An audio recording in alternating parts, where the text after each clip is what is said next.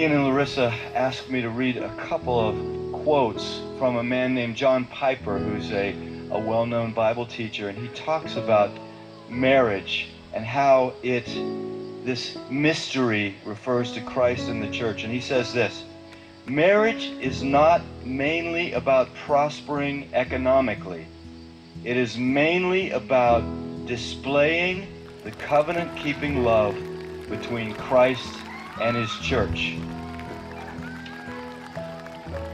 He says, knowing Christ is more important than making a living. Treasuring Christ is more important than bearing children. Either way, it is short. It may have many bright days, or it may be covered with clouds. But if we set our face to make of marriage mainly what God designed it to be, no sorrows and no calamities can stand in our way. Every one of them will be not an obstacle to success, but a way to succeed.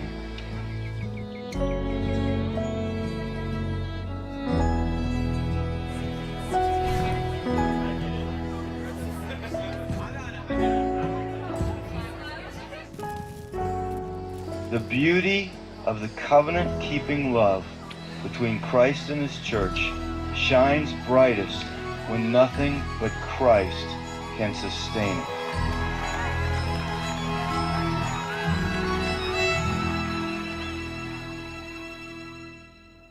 Ian and I first met in 2005 at college and had a blast for 10 months getting to know each other. And I was looking through and I found one of my favorite pictures, which I think was actually taken right before his accident. He set up a camera on his tripod, and it's just a classic Ian face that to me sums up who he is.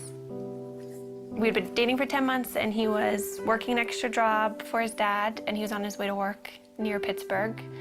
And we got a phone call that he had been in an accident, and we didn't know if it was when he got to work or on his way. And so we got down to Pittsburgh, and I was just praying the whole time in the car that it wouldn't be his brain. After being at the hospital for a few hours, we found out that it was, and he had been in brain surgery for a few hours and had suffered a traumatic brain injury. God totally spared his life. One night he was failing 4 out of 5 brain activity tests, and the next morning he was doing well and his brain was starting to respond again.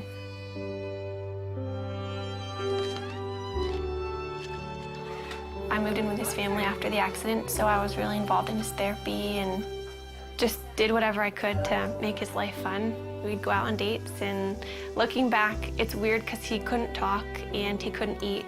So we probably looked like complete weirdos being on dates, but we had a blast, and I just talked to him all the time.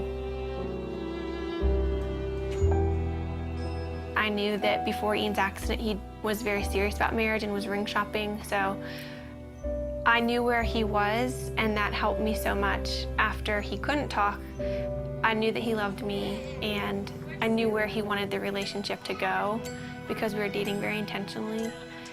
We just prayed that marriage would someday happen and watched all of our friends get married and start having families.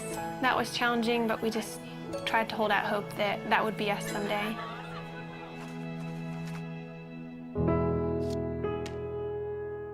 This is our board of gratefulness, and we encourage anybody who comes in to write a note of something that they're thankful for. It could be really small. Mine is just Saturday mornings, and it's just a good way that we've found to be just practicing gratefulness. And Ian, I think half of yours say my wifey, which is pretty cool.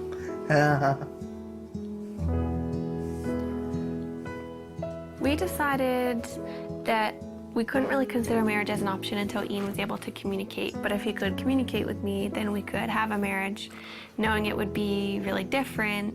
But as long as Ian could talk to me, then we could make it work. So once Ian began communicating, it became a little bit more of an option. And then we just kind of watched Ian progress. Hi, husband. Hi, wifey. How are you? Yeah, What? how are you? I'm good. How was your day? Yes. A conversation I had with his dad, it was one of those conversations where I realized this could happen. Then that August, his dad was diagnosed with brain cancer. And at that point, his dad's biggest concern was Ian and I, and whether or not we were going to get married or step away from our relationship. He wanted us to make a decision to move our lives in some direction.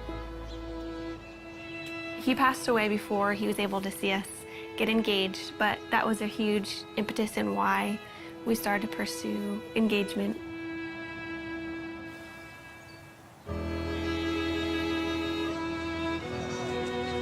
Throughout premarital counseling, we just used this momentary marriage.